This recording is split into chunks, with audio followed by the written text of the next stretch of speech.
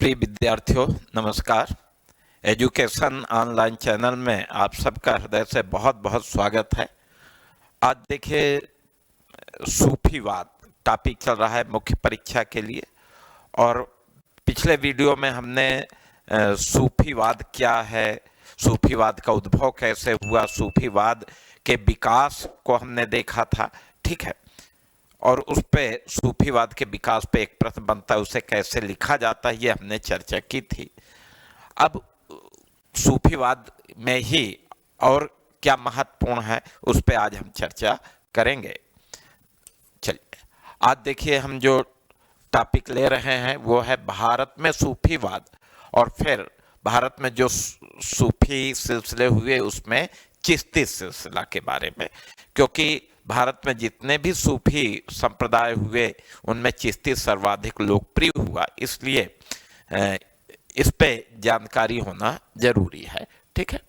तो चलिए भारत में सूफीवाद का विकास, ये सबसे पहले टॉपिक यही है, भारत में सूफीवाद एवं चिश्ती सिलसिला। लेकिन उस टॉपिक के अंतर्गत हम सबसे पहले आपको यही बताएंगे भारत में सूफीवाद का विकास, ठीक है।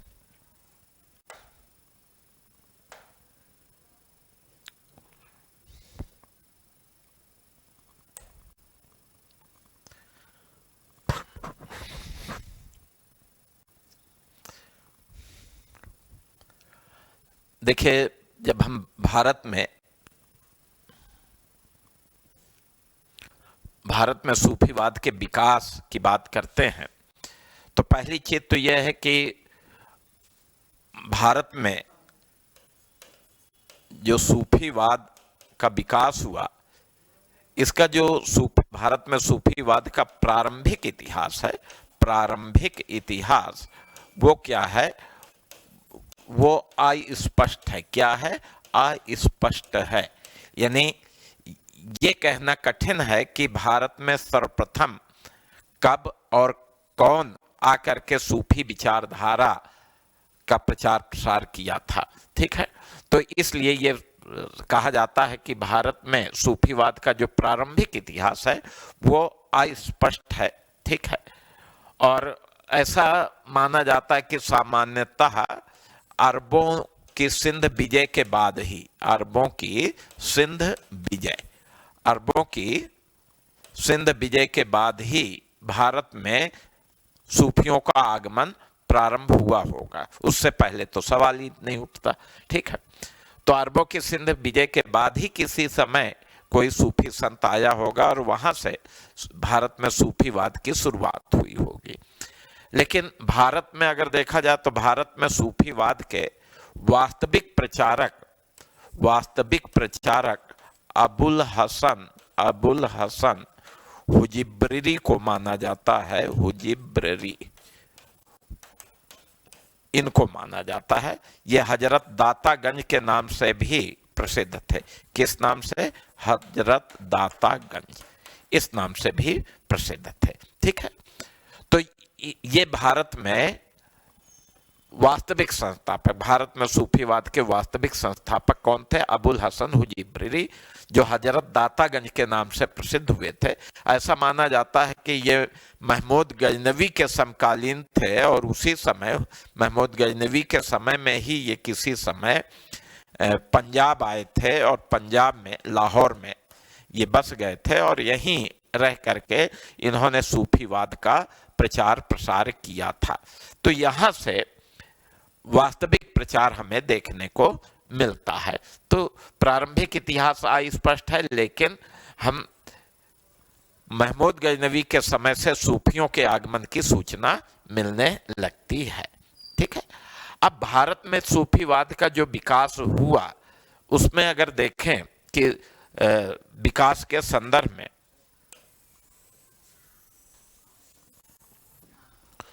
तो पहली चीज तो आप देखेंगे कि सूफीवाद के विकास में महत्वपूर्ण कारक कौन रहे, ठीक है। तो पहली चीज आप ये देखेंगे कि भारत में इस्लाम का आगमन, भारत में इस्लाम का आगमन, ठीक है।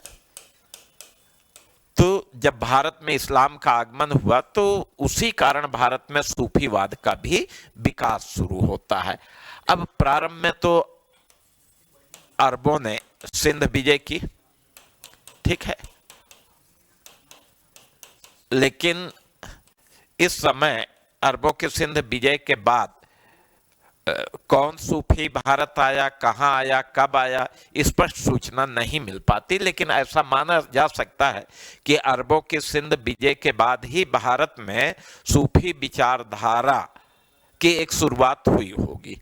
लेकिन भारत में सूफीवाद का वास्तविक विकास अगर देखा जाए तो दूसरा महत्वपूर्ण बात यह है कि जैसे पहला अरबों की सिंध विजय, उसके बाद फिर तुर्कों का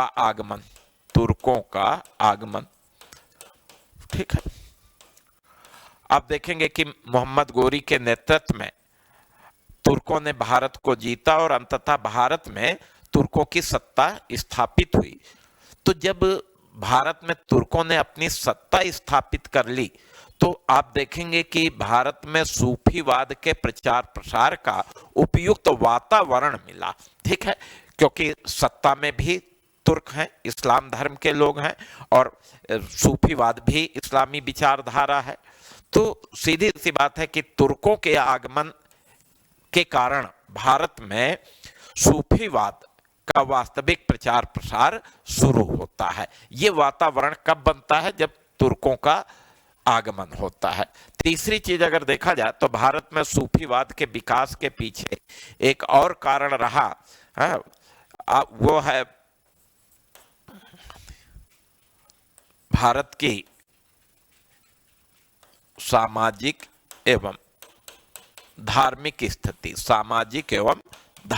स्थिति, ठीक है, ये भी कारण रहा, क्योंकि इस समय जो हिंदू समाज था वो बहुत कठोर व्यवस्था पर आधारित था, कठोर वर्ण व्यवस्था पर आधारित था। एक तो ये महत्वपूर्ण बात। दूसरी चीज अगर देखा जाए तो छुआछूत की परंपरा भी इस समय अपने चरमोत्कर्ष पे थी। तो इस कठोर वर्ण व्यवस्था के तहत अगर देखें तो निम्न वर्ग के लोगों को कोई सामाजिक धार्मिक अधिकार प्राप्त नहीं थे, और इस कारण जब सूफियों का आगमन हुआ तो बड़ी संख्या में निम्न वर्ग के हिंदू सूफी विचारधारा के अनुयायी बनने लगे। यानी भारत की जो सामाजिक धार्मिक स्थिति ने भी भारत में सूफीवाद के विकास में महत्वपूर्ण भूमिका निभाई। हिंदू धर्म में अगर देखें तो बहुत आडंबर, तंत्र मंत्र, कर्मकांड का बोलबाला था, और इसके कारण भी आप देखेंगे कि बहुत सारे लोग जो है वो सूफी विचारधारा की तरफ आकर्षित होते हैं। तो ये कारण रहे। एक तरफ तो भारत में इस्लाम का आगमन होता है, अरबों का आगमन, तुर्कों का आगमन, इसके कारण, और दूसरी तरफ अगर देखा जाए तो भारत की सामाजिक एवं धार्मिक स्थिति भी इसके लिए उत्तरदायी थे। और फिर सूफी संत का जो व्यक्तित्व होता था, सूफी संतों के व्यक्तित्व के कारण भी सूफीवाद का व्यापक प्रचार प्रसार हुआ, क्योंकि बहुत सारे सूफी संत बड़े उदार व्यक्तित्व वाले हुए और अपने उदार व्यक्तित्व के कारण उन्होंने सूफी विचारधारा को लोकप्रिय बना दिया। तो ये हमने आपको भारत में सूफीवाद के विकास के कारण आपको बताए, और इन बिंदुओं के माध्यम से आप विकास को दर्शाएंगे। पहले भारत में इस्लाम का आगमन, ये पॉइंट लीजिए, उसमें पहले अरबों की सिंध विजय बताएंगे कि इनके बाद ही किसी समय इनका आगमन शुरू हुआ, लेकिन स्पष्ट नहीं। लेकिन तुर्कों के आगमन के बाद जब तुर्क भारत के शासक बन जाते हैं तब आप देखेंगे कि उपयुक्त वातावरण सूफीवाद के लिए भारत में मिलता है। और फिर इसे मजबूती कौन दिया? भारत की सामाजिक धार्मिक स्थिति, कठोर वर्ण व्यवस्था, आडंबर युक्त हिंदू धर्म, तो इसने भारत में सूफीवाद के विकास को बल दिया। और इसके बाद फिर आप देखेंगे कि कुछ सूफी संतों का जो उदारवादी व्यक्तित्व था, सूफी संतों का उदारवादी व्यक्तित्व, समन्वयवादी व्यक्तित्व, ये भी कारण रहा, और इससे भारत में सूफीवाद का क्या हुआ? विकास हुआ, ठीक है, लोकप्रिय होने लगा, ठीक है। और यद्यपि अबुल फजल ने आईने अकबरी में 14 सिलसिलों का उल्लेख किया है, उनमें 4 सिलसिले महत्वपूर्ण हुए, चिश्ती सिलसिला, सुहरावर्दी सिलसिला, कादरी सिलसिला, नक्शबंदी सिलसिला, ठीक है। लेकिन उनमें सबसे अधिक अगर कोई लोकप्रिय हुआ है तो वो है चिश्ती सिलसिला। हाँ, तो ये बहुत महत्वपूर्ण, और इस पे प्रश्न पूछा जाता है, चिश्ती सिलसिले पे प्रश्न आता है, चिश्ती सिलसिला की शुरुआत कैसे हुए, प्रमुख संत कौन हुए, इनके सिद्धांत क्या हुए, इस पे प्रश्न आ जाता है। तो चलिए, ये चीज हमने आपको बताई, समझाई, आपको भारत में सूफीवाद का विकास कैसे हुआ वो आपको पूरा कॉन्सेप्ट क्लियर हुआ। अब हम आगे बढ़ते हैं। चलिए,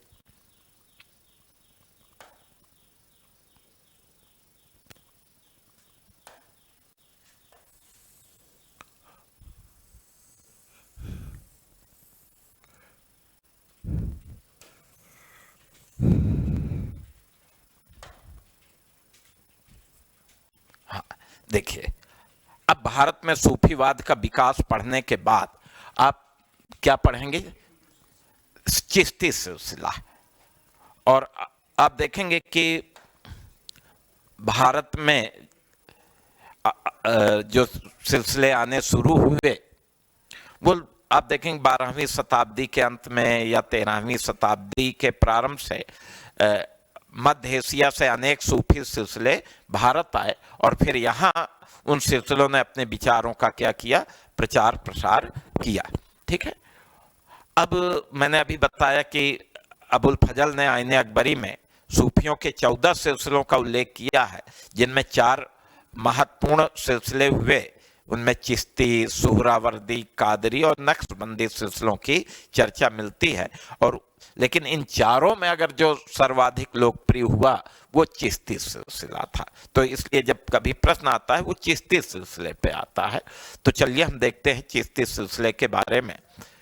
देखिए, चूंकि सूफीवाद का जन्म भारत से बाहर हुआ, भारत से बाहर ही प्रमुख सिलसिलों की स्थापना हुई, तो इसी क्रम में अगर देखा जाए तो मध्य एशिया में चिश्ती सिलसिले की स्थापना होती है। और मध्य एशिया में आप देखेंगे कि चिश्ती सिलसिले के संस्थापक थे ख्वाजा अबू इसहाक सामी चिश्ती, अबू इसहाक सामी चिश्ती। इन्होंने चिश्ती सिलसिला या चिश्ती संप्रदाय की स्थापना मध्य एशिया में की थी। क्योंकि चिश्ती से हमें भारत के संदर्भ में चिश्ती सिलसिले को पढ़ना है, तो हम आते हैं भारत के संदर्भ में, ठीक है। अब भारत के संदर्भ में अगर आप देखें तो भारत में चिश्ती सिलसिले के संस्थापक कौन थे? तो भारत में चिश्ती सिलसिले की स्थापना ख्वाजा मुइनुद्दीन चिश्ती ने की थी। ख्वाजा मुइनुद्दीन चिश्ती ने की थी। ये भारत में चिश्ती सिलसिले के संस्थापक ख्वाजा मुइनुद्दीन चिश्ती थे। और ये तराइन के द्वितीय युद्ध के बाद ही किसी समय भारत आए, और फिर ये भारत में, यद्यप दिल्ली आए थे ये, लेकिन दिल्ली में रहना उचित नहीं समझा और ये फिर अजमेर गए। और अजमेर में ही अपनी खानकाह स्थापित की। खानकाह वो स्थान जहाँ सूफी संत निवास करते हैं, तो सूफी संतों के निवास स्थान को क्या कहा जाता है? खानकाह। तो इस तरह से आप देखेंगे कि भारत में चिश्ती सिलसिले की स्थापना 13वीं शताब्दी के प्रारंभ में ही ख्वाजा मुइनुद्दीन चिश्ती ने की थी, और अजमेर में अपना निवास स्थान बनाया और वहीं रह करके चिश्ती विचारों का प्रचार प्रसार किया। अब चूंकि मुइनुद्दीन चिश्ती बहुत ही उदारवादी संत थे, मानवतावादी संत थे, और इनके उदारवादी जो विचार थे लोगों को बहुत पसंद आए, और यही कारण है कि बड़ी संख्या में लोग इनके अनुयायी बने और ये स्वयं बहुत लोकप्रिय हुए, ठीक है। और आगे आप देखेंगे ख्वाजा मुइनुद्दीन चिश्ती के बाद इन एक परंपरा बनी चिश्ती सिलसिले के संतों की, जिन्होंने निरंतर भारत में चिश्ती सिलसिले का प्रचार प्रसार किया। चिश्ती सिलसिले का लगातार विकास होता गया। अब ख्वाजा मोइनुद्दीन चिश्ती के बाद आप देखेंगे कि इनके एक शेख कुतुबुद्दीन बख्तियार काकी हुए। कुतुबुद्दीन बख्तियार काकी और इन्होंने दिल्ली में अपनी खानकाह स्थापित करके सूफी चिश्ती विचारधारा का प्रचार प्रसार किया। तो इन्होंने दिल्ली में चिश्ती सिलसिले को लोकप्रिय बनाया। ख्वाजा मोइनुद्दीन चिश्ती ने राजस्थान में लोकप्रिय बनाया। इस तरह से निरंतर अब कुतुबुद्दीन बख्तियार काकी के जो शिष्य हुए बाबा फरीद,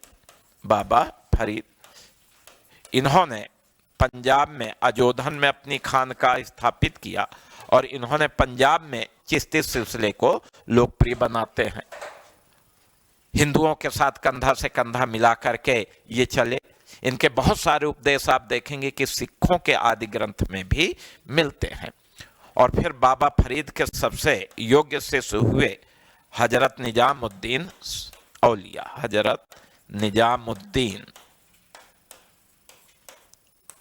औलिया, ठीक है। और आप देखेंगे कि हजरत निजामुद्दीन औलिया जो है, ये चिश्ती सिलसिले को अखिल भारतीय सिलसिला बनाया। यानी भारत के लगभग सभी प्रांतों में अपने शिष्यों को भेज करके इन्होंने चिश्ती सिलसिले का क्या किया, प्रचार प्रसार किया।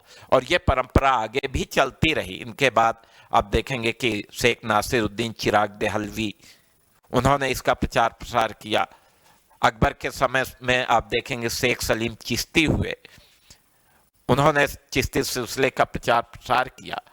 तो इस सिलसिले के इन महत्वपूर्ण संतों ने भारत में चिश्ती सिलसिले को लोकप्रिय बना दिया। और जितने भी सिलसिले भारत में हुए उनमें सबसे ये उदारवादी और मानवीय सिलसिला माना जाता है। तो इस तरह से आप देखेंगे कि चिश्ती सिलसिला के ये प्रमुख संत हुए और आप देखेंगे कि उनके संतों ने भारत के विभिन्न क्षेत्रों में इस सिलसिले का प्रचार प्रसार किया। अब चिश्ती सिलसिला के जो सिद्धांत है वो क्या थे, किन विचारों को ये मानते थे, उस पर हम चर्चा करेंगे।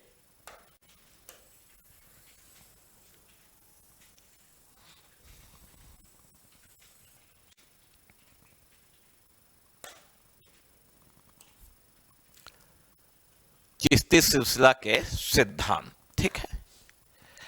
जब चिश्ती सिलसिले पे प्रश्न आता है कि चिश्ती सिलसिला और उसके प्रमुख सिद्धांतों की व्याख्या कीजिए, तो उसमें पहले तो आप चिश्ती सिलसिले की स्थापना मध्य एशिया, फिर वहाँ किसने की, भारत में किसने की, और फिर भारत में चिश्ती सिलसिले को फैलाने का कार्य किन संतों ने किया, ये चीज़ आपको एक पैराग्राफ में बताना है।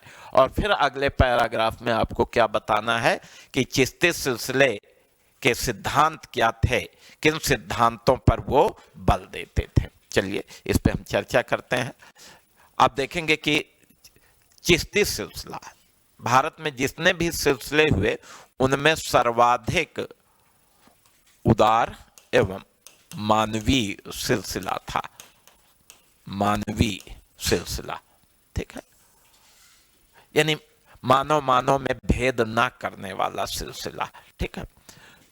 तो सभी सिलसिलों में सर्वाधिक उदार और सर्वाधिक मानवीय सिलसिला था चिश्ती सिलसिला, ठीक। अब इस सिलसिले के संतों ने, आप देखेंगे कि मानव कल्याण को केंद्र में रखा है। सिलसिले के संतों का उद्देश्य क्या है? मानव कल्याण। मानव का जो है आध्यात्मिक और भौतिक उत्थान कैसे हो, इस पे इन्होंने बल दिया, ठीक है।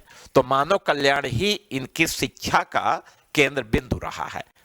जैसे आप देखेंगे कि भारत में चिश्ती सिलसिले के जो संस्थापक थे ख्वाजा मोइनुद्दीन चिश्ती, उन्होंने क्या बताया कि उपदेश क्या दिया? भूखों एवं असहायों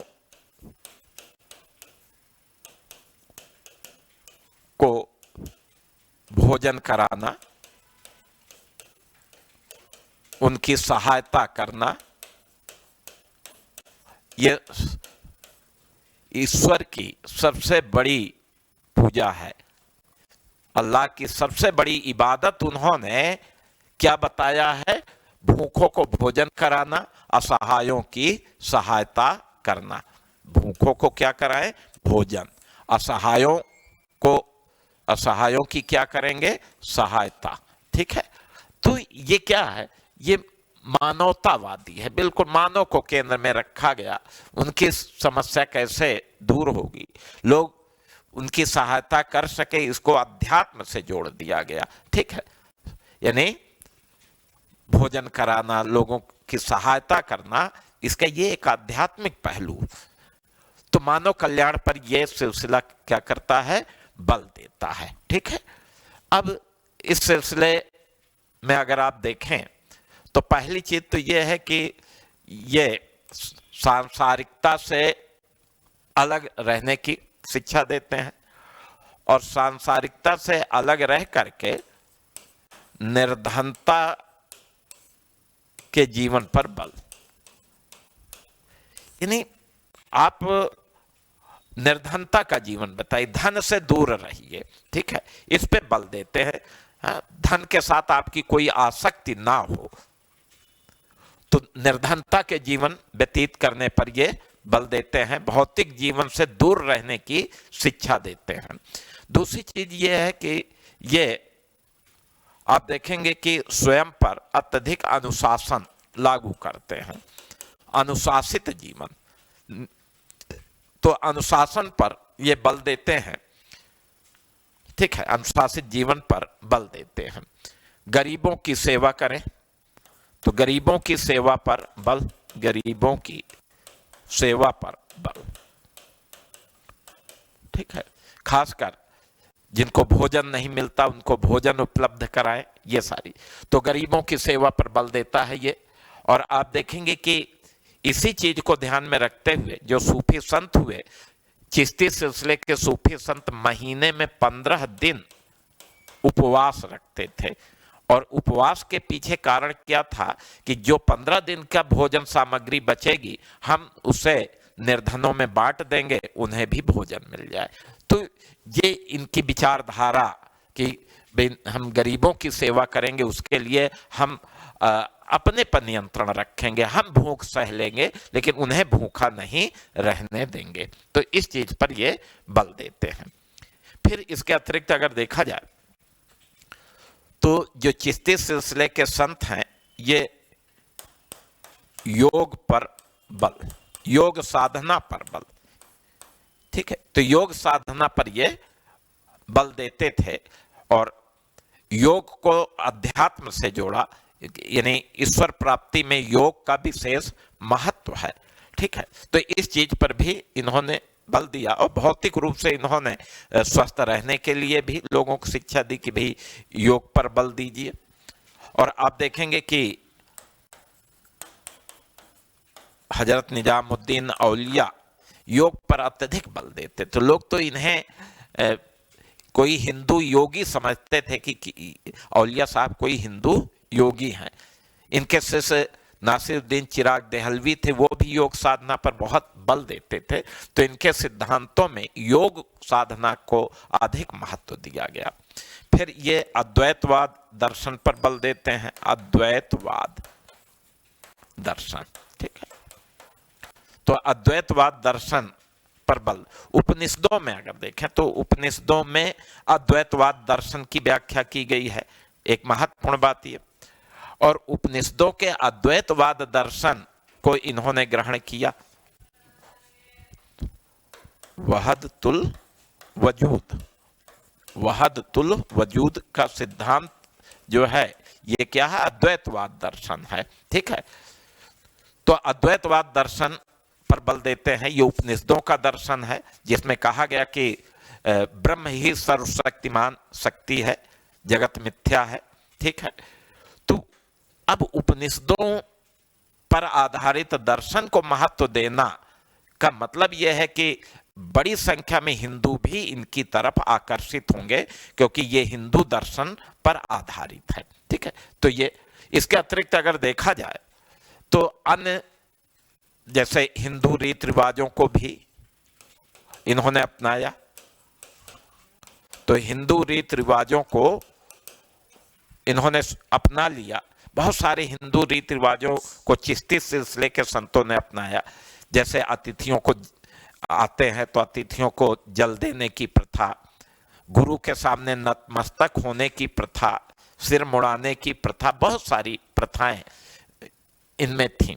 ठीक है, इसके अतिरिक्त अगर देखा जाए तो इन्होंने सरकारी सेवा को अनुचित बताया, अनुचित। तो इनकी दृष्टि में सरकारी सेवा उचित नहीं है।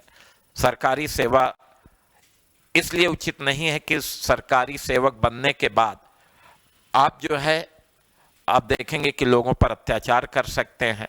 ठीक है, सरकारी सेवा में आने के बाद आप धन से लालच करने लगेंगे। तो सरकारी सेवा मनुष्य को अत्याचारी और लालची बना देता है, ऐसा सूफी संतों का मानना था। इसलिए इन्होंने सरकारी सेवा को अनुचित बताया। ठीक है, फिर धर्म परिवर्तन में बल प्रयोग को अनुचित बताया। बल प्रयोग को क्या बताया? अनुचित। ये भी तो जो इन्होंने कहा कि कोई भी व्यक्ति अगर किसी विचारधारा से प्रभावित है तो वो स्वतः उस विचारधारा को स्वीकार करेगा, स्वेच्छा से स्वीकार करेगा। किसी को बलपूर्वक धर्म परिवर्तन नहीं कराना चाहिए। तो ये धर्म परिवर्तन में शक्ति के प्रयोग का विरोध करते थे। ठीक है, इसके अतिरिक्त अगर आप देखें तो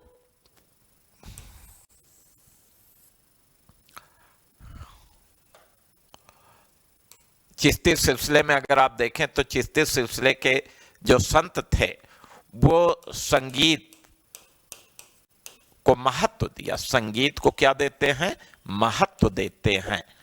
ठीक है, संगीत को विशेष महत्व इन्होंने दिया। यद्यपि इस्लाम में संगीत की मनाही है, उसके बावजूद आप देखेंगे कि चिश्ती सिलसिले के संतों ने संगीत को विशेष महत्व बताया और इसका धार्मिक आध्यात्मिक महत्व बताया। ठीक है, तो आध्यात्मिक महत्व से परिचित हुए कि संगीत का अपना आध्यात्मिक महत्व है। इस्लाम विरोधी होते हुए भी इन्होंने संगीत को महत्व दिया। अब आप देखेंगे कि ये संगीत में सामूहिक रूप से ईश्वर का गुणगान करते थे, जिसे समा कहा जाता था। समा, तो समा क्या होता है? जब सामूहिक रूप से सूफी संत बैठते थे और ईश्वर का गुणगान करते थे, अल्लाह का गुणगान करते थे, तो उसे क्या कहा जाता था? समा कहा जाता था।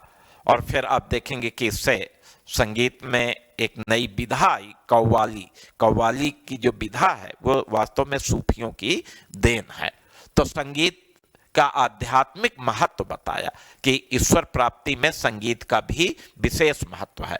आप देखेंगे कि एक सूफी संत हुए शेख कुतुबुद्दीन बख्तियार काकी, शेख कुतुबुद्दीन बख्तियार काकी। ठीक है, ये इनको अगर आप देखें तो ये संगीत में विशेष रुचि रखते थे। ठीक है, संगीत में विशेष रुचि कौन रखते थे? शेख कुतुबुद्दीन बख्तियार काकी। और ईश्वर प्राप्ति में संगीत का महत्व बताया कि ईश्वर प्राप्ति में संगीत विशेष भूमिका निभाता है। और एक बार जब ये संगीत गोष्ठी में थे और संगीत सुन रहे थे तो संगीत सुनते सुनते ईश्वर में इतना लीन हो गए कि फिर कभी आंखें नहीं खोली। दूसरे शब्दों में कहा जाए तो संगीत सुनते सुनते ही शेख कुतुबुद्दीन बख्तियार काकी की मृत्यु हो गई थी। तो इस तरह से आप देखेंगे कि संगीत इनके सिद्धांतों में महत्व रखता है। तो ये हमने आपको चिश्ती सिलसिले के प्रमुख सिद्धांत की, चिश्ती सिलसिला एक उदार सिलसिला है, मानवीय पक्षों पर बल देता है, मानव कल्याण इसके शिक्षाओं का केंद्र बिंदु है। ठीक है, ये स्वयं निर्धनता का जीवन व्यतीत करते हैं, स्वयं पर कठोर अनुशासन लागू करते हैं, गरीबों की सेवा पर बल देते हैं। ठीक है, इसके लिए तो महीने में 15 दिन उपवास रखते थे और बचा हुआ जो भोजन सामग्री ही गरीबों में बांट देते थे। फिर योग पर विशेष बल, तो ये योग पर बहुत बल देते थे। अद्वैतवाद दर्शन, वहद तुल वजूद क्या है? अद्वैतवाद दर्शन। अद्वैतवाद दर्शन हमें कहाँ मिलता है? इसकी प्रारंभिक जानकारी उपनिषदों में, ये उपनिषदों का दर्शन है। और यही कारण है कि बड़ी संख्या में हिंदू चिश्ती सिलसिले की तरफ आकर्षित हुए थे। हिंदू रीति रिवाजों को अपनाना, सरकारी सेवा को अनुचित बताना, धर्म परिवर्तन में बल प्रयोग को अनुचित बताना, ये सब इनके सिद्धांतों का हिस्सा रहा है। संगीत को महत्व देना, महत्वपूर्ण बात यह है कि सूफी संतों का लोगों के लिए यही महत्वपूर्ण उपदेश था कि जो आप अपने लिए चाहते हो वही दूसरों के लिए भी चाहो। हैं, यानी जब आप दूसरों का भला करेंगे तो ईश्वर आपका भला स्वयं करेगा। तो इस चीज पर इनका बल होता था। तो ये हमने आपको चिश्ती सिलसिले के प्रमुख सिद्धांतों के बारे में चर्चा की। ठीक है, तो अब इस पर एक प्रश्न बनता है, उस पर चर्चा हम करेंगे। प्रश्न क्या आता है? प्रश्न आता है कि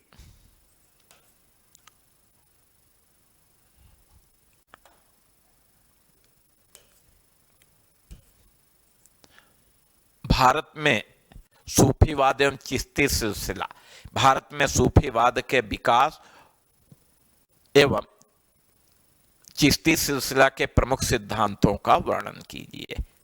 ठीक है, क्योंकि भारत में सूफीवाद के विकास के साथ इसे जोड़ भी सकते हैं, स्वतंत्र रूप से भी पूछ सकते हैं। अब भारत में सूफीवाद के विकास पे अगर प्रश्न आ गया, ठीक है, तो इसमें क्या क्या लिखना है कि भारत में जो सूफीवाद का प्रारंभिक इतिहास, एक भूमिका लिख दीजिए। ठीक है, तो क्या लिखेंगे? एक भूमिका, भूमिका में कि भारत में सूफीवाद का जो प्रारंभिक इतिहास है वो अस्पष्ट है, लेकिन ऐसा माना जा सकता है कि अरबों की सिंध विजय के बाद ही किसी समय भारत में सूफियों का आगमन हुआ। और फिर इसमें भारत में सूफी के वाद के वास्तविक प्रचारक अबुल हसन हुजिब्री थे, जो महमूद गजनवी के समय में आए। ठीक है, इसके बाद फिर आप देखेंगे कि भूमिका में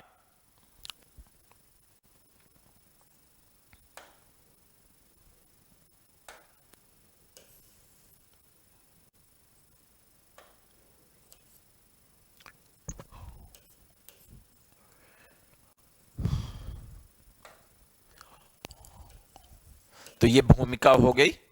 अब भूमिका में सूफीवाद का, फिर भारत में सूफीवाद का विकास। ठीक है, तो भारत में सूफीवाद के विकास का पहला पॉइंट हमने क्या दिया था? भारत में इस्लाम का आगमन। और इस्लाम के आगमन को दो भाग में बांट दिया। पहला पॉइंट दिया अरबों की सिंध विजय, यहां इस्लाम का आगमन होता है, लेकिन सिंध विजय के बाद भारत में सूफीवाद का अधिक विकास दिखाई नहीं पड़ता। जरूर कुछ सूफी संत आए होंगे। फिर तुर्कों का आगमन, भारत में तुर्कों का आगमन। ठीक है, आप देखेंगे महमूद मोहम्मद गोरी की विजय के साथ ही भारत में तुर्कों का आगमन हुआ, भारत में तुर्क सत्ता की स्थापना होती है। अब जब भारत के शासक इस्लाम धर्म के अनुयायी बन गए तो सीधी सी बात है कि इनके आने के बाद भारत में सूफीवाद के प्रचार प्रसार का उपयुक्त वातावरण मिला, क्योंकि ये सूफी संतों को भी प्रश्रय देते थे। इस्लाम धर्म के प्रचार प्रसार में या सूफीवाद के प्रचार प्रसार में संरक्षण मिलता था सुल्तानों का। तो तुर्कों का आगमन ये एक महत्वपूर्ण। फिर हमने दूसरी बात क्या बताई थी कि भारतीय या हिंदू समाज एवं धर्म की निम्न स्थिति। ठीक है, यानी जिस समय भारत में तुर्कों का आगमन हुआ उस समय हिंदू समाज और धर्म की क्या स्थिति थी उसका वर्णन। हिंदू सामाजिक व्यवस्था क्या थी? कठोर वर्ण व्यवस्था।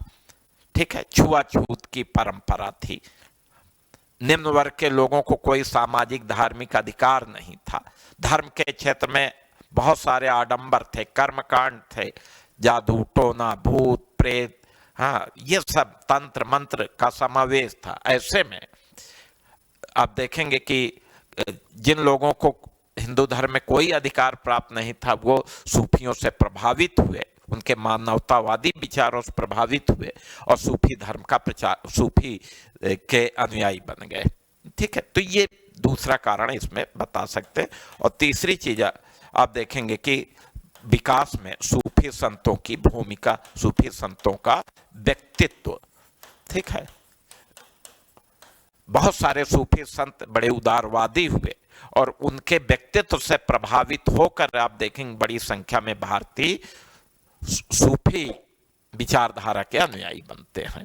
तो इस तरह से आप देखेंगे भूमिका लिख करके इन 3 पॉइंट के माध्यम से सूफीवाद के विकास को दर्शा सकते हैं। ठीक है, तो एक तो ये आप बताएंगे। अब उसके बाद फिर हमने चिश्ती सिलसिले पे चर्चा की, चिश्ती सिलसिला। ठीक है, अब चिश्ती सिलसिला पर प्रश्न आता है, भारत में चिश्ती सिलसिला की स्थापना और उसके सिद्धांतों का वर्णन कीजिए। तो फिर इसमें एक भूमिका कि सूफी अनेक सिलसिलों में विभक्त थे और यद्यपि अबुल फजल ने आईने अकबरी में 14 सिलसिलों का उल्लेख किया है, उनमें 4 सिलसिले अधिक महत्वपूर्ण हुए और उन 4 में सर्वाधिक महत्वपूर्ण सिलसिला चिश्ती सिलसिला थे, जिसके सिद्धांत लोगों को अत्यधिक प्रभावित किए। ठीक है, इसके बाद फिर आप दूसरा पॉइंट आप लिख देंगे कि चिश्ती सिलसिले की स्थापना एवं विकास, कैसे चिश्ती सिलसिले की मध्य एशिया में स्थापना, भारत में स्थापना किसने की, और फिर आगे किन संतों ने चिश्ती सिलसिले को आगे बढ़ाया उनका वर्णन करेंगे। और फिर तीसरे पॉइंट में आपको आगे का जो टॉपिक है वो आप इसमें डाल देंगे, जो आगे हमने हेडिंग डाली है, चिश्ती सिलसिले के सिद्धांतों को आप बता देंगे, जो हमने एक नए टॉपिक के रूप में, और इस तरह से आप पूरा चिश्ती सिलसिले पर उत्तर लिख सकते हैं। तो ये लिखने का एक तरीका है। ठीक है, तो ये हमने आज आपको जो है भारत में सूफीवाद का विकास और चिश्ती सिलसिला और उसके सिद्धांतों की चर्चा की है। ठीक है, तो इस तरह से आप देखेंगे कि भारत में सूफीवाद का विकास और चिश्ती सिलसिले का ये जो टॉपिक है जिस मेंस में पूछा जाएगा, ये क्या हो जाता है, पूर्ण हो जाता है। इसमें क्या लिखना है वो भी हमने आपको बता दिया। अब क्योंकि इसके बाद अगर आप देखें तो सूफीवाद में जितने सिलसिले हुए, चिश्ती महत्वपूर्ण, तो उसकी चर्चा हमने कर दी।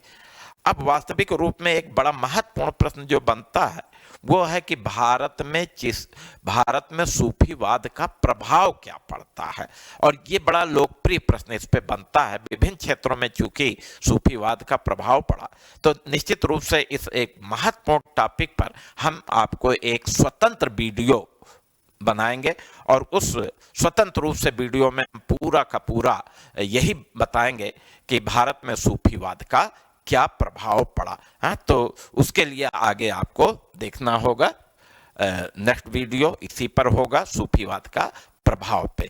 तो ठीक है विद्यार्थियों, आज की जो क्लास है वो यहीं समाप्त हो रही है। आपको बहुत बहुत धन्यवाद।